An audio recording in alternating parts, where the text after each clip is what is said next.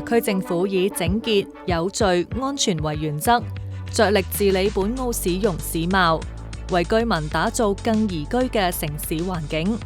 發揮好市容美化整潔工作組嘅作用，構建處理市容問題嘅常態長效機制，搭建電子化通報平台，強化跨部門協作，提升治理效率，全力推動政社合作，通過舉辦全城清潔大行動等活動，喺社區落實系列防鼠滅蚊措施，加強巡查地盤、食肆及食品加工場，並以多元宣傳方式喚起居民對環境衛生嘅關注，並向三無大廈住戶作重點宣導，共同提升城市美化同整潔水平。